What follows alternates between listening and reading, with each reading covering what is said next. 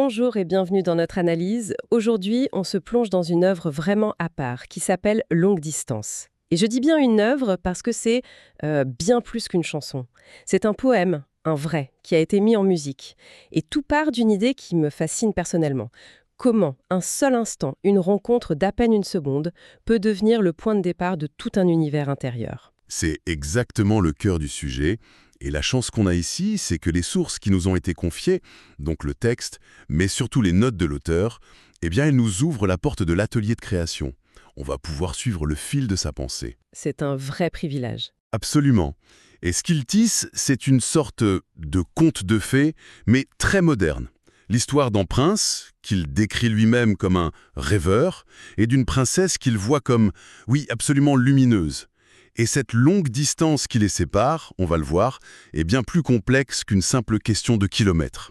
Alors, entrons directement dans ce texte, si vous voulez bien. La première strophe nous place tout de suite dans la tête de l'homme, de ce fameux prince rêveur. Il la décrit, elle. Oui, Elle a des cheveux blonds clairs, flottant haut dans les airs, cherchant toujours le soleil. L'image est incroyablement, douce, presque irréelle. voilà, irréelle. On n'est pas dans le descriptif, on est déjà dans le mythe. C'est une apparition. Une figure solaire, c'est le mot. Et c'est là que le contraste, juste après, est absolument saisissant. Il vient de peindre ce tableau presque divin, et il ajoute « mon âme a froid ». En une seule phrase, tout est dit. Tout est dit. Elle, c'est la lumière, la chaleur, le ciel. Et lui, malgré cette vision, ou peut-être à cause de cette vision, il ressent un froid intérieur. C'est une idée intéressante, ça. Est-ce que ce n'est pas la lumière de l'autre qui nous fait parfois sentir notre propre obscurité ? En la voyant si solaire, il prendrait conscience de sa propre froidure. Je pense que c'est exactement ça. Elle est ce qu'il appelle un rêve éloigné. Sa lumière l'attire, bien sûr, mais en même temps, elle agit comme un miroir qui lui renvoie sa propre solitude, son propre manque. C'est une contemplation qui est à la fois pleine d'émerveillement et, au fond, assez douloureuse. Une sorte de joie triste, voilà. D'accord. On a donc ce regard masculin, cette contemplation un peu à sens unique. Mais est-ce qu'on sait ce qu'elle pense de lui ? Est-ce qu'elle l'a seulement remarqué ? Et c'est là que le texte bascule de façon magistrale. D'un coup, la parole lui est donnée. Et oui, elle l'a vu. Et sa description à elle est tout aussi idéalisée, mais différemment. Elle dit « Il rayonne, il est fort, pas un homme au cœur mort ». C'est fascinant parce qu'elle perçoit en lui une force, une vitalité qui est à l'opposé total de l'image de l'âme froide qu'il a de lui-même. Ils se voient l'un l'autre comme une sorte d'idéal. C'est un dialogue de projection en quelque sorte. Mais qu'est-ce qui a bien pu déclencher une vision si forte chez elle ? Il a dû se passer quelque chose. Eh bien, c'est là que ça devient presque vertigineux de simplicité. Elle raconte le moment. Il a souri, puis s'est enfui. C'est tout. C'est tout. Rien de plus. Un sourire, et il a disparu. Mais cet éclat d'une seconde, c'est l'étincelle qui a tout changé pour elle. Elle le dit. C'est ce qui allume ce feu en moi. C'est incroyable, un simple sourire fugace et ça devient un incendie intérieur. La métaphore qu'elle emploie ensuite est d'une puissance folle. Oui, il est l'air que je veux respirer. On dépasse complètement le cadre de la séduction ou de l'attirance. Ah oui, complètement. Il n'est plus un homme, il devient une condition de survie, un élément vital. Ce n'est plus un désir, c'est un besoin fondamental. Donc, après ce chassé-croisé de regards, où est-ce que le poème nous emmène ? On a eu le jeu de l'homme, le jeu de la femme. Le texte opère une nouvelle fusion. Les deux jeux disparaissent pour devenir un « on ». D'accord. On quitte la contemplation pour rentrer dans la construction, dans le projet. Le ton change, il devient rempli d'espoir. Il est question d'un futur. Le royaume qu'on construit fleurira si l'on s'unit. Ce royaume, c'est une image très forte, mais qu'est-ce que ça représente concrètement ? On imagine un château, un conte de fées. Est-ce que les notes de l'auteur nous éclairent là-dessus ? Absolument, et c'est une précision essentielle. L'auteur insiste sur le fait que ce n'est pas un lieu physique, ce n'est pas une terre à gouverner. Non. C'est, et je le cite, un espace intérieur, un monde que leurs deux âmes inventent ensemble. L'union dont il est question, c'est une union des sensibilités, une résonance des rêves. Ah, c'est très beau. Les vers suivants sont très clairs. Dans ce monde qu'on invente, deux cœurs, deux âmes brûlantes. C'est une célébration du pouvoir de l'imaginaire partagé. Magnifique. Mais alors, si je comprends bien, tout ce dialogue, cette construction commune, Tout ça se termine par un retour au point de départ. Le texte se referme sur le point de vue de l'homme, avec des mots qui rappellent le début. Elle est belle à mes yeux, comme un secret précieux. Oui, Est-ce que ça veut dire que tout ce qu'on vient de lire, le point de vue de la femme, leur royaume, c'était peut-être juste un film qui se déroulait dans sa tête à lui? C'est ça le secret précieux? c'est une lecture très juste. Cette structure en boucle ou en spirale suggère fortement que toute cette histoire, ce dialogue rêvé, est né et est resté contenu dans le cœur du narrateur. Le secret précieux, ce n'est pas elle. Non. L'étude à une rencontre imaginaire, puis à la création d'un monde, avant de nous ramener à l'intériorité du point de départ. Mais une intériorité qui a été enrichie, transformée par tout ce voyage. Ce monde intérieur est d'une richesse incroyable. Mais il sonne tellement imaginaire. On se demande d'où ça vient concrètement. Est-ce que les notes de l'auteur nous ancrent un peu plus dans le réel? Quelle est l'étincelle originelle? Alors là, on quitte le conte de fées pour le réel le plus total. L'auteur le dit sans détour. Tout est parti d'un coup de cœur pour une femme qu'il jugeait inaccessible. Ah, Et cette femme, c'était une hôtesse de l'air. une hôtesse de l'air. Ben oui, bien sûr, tout s'éclaire. Le titre, longue distance, ce n'est donc pas juste une métaphore. Non, c'est littéral. C'est son métier. Ça change complètement la perspective. Exactement.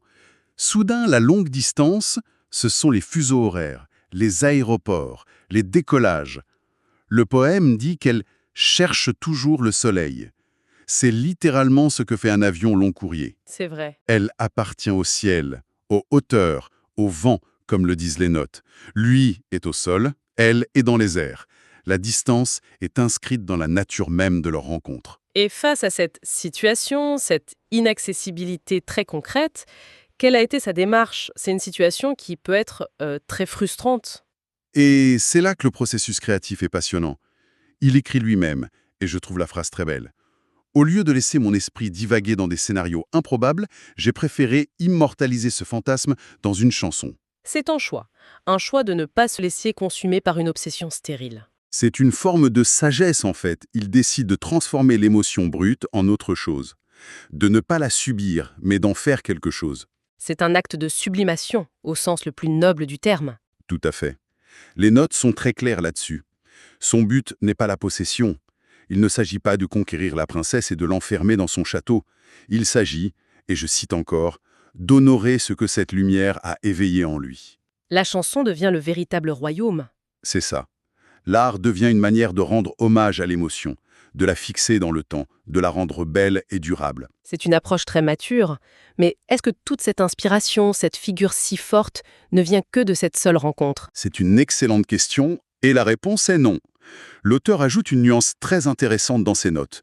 Il dit que l'inspiration est aussi nourrie par le souvenir d'une autre figure féminine. Je cite, « une femme qui vit au soleil, et dont les cheveux sont blonds aussi ». Ah, c'est passionnant. Donc la muse n'est pas une seule personne identifiable. Elle devient une sorte de fusion, un archétype. Précisément, elle devient ce qu'il appelle la figure solaire, un idéal de lumière, de chaleur, qui est l'incarnation de plusieurs visages, de plusieurs souvenirs. Ça dépersonnalise un peu l'objet du désir pour en faire une force créatrice plus large, plus universelle. On n'est plus dans l'histoire d'un homme amoureux d'une femme, mais dans l'histoire d'un artiste et de son inspiration. Exactement. Et la musique dans tout ça, est-ce qu'elle cherche à traduire cette histoire grandiose? Totalement.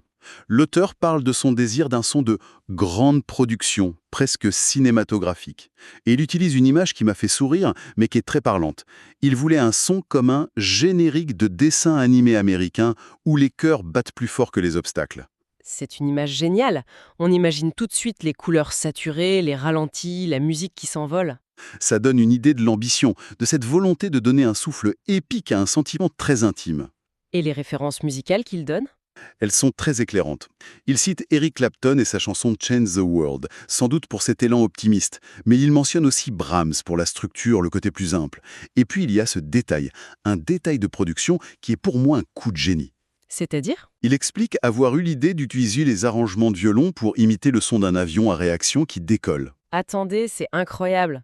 On entend donc littéralement la distance et le départ dans la musique elle-même. C'est ça. C'est le genre de détail qui change complètement l'écoute.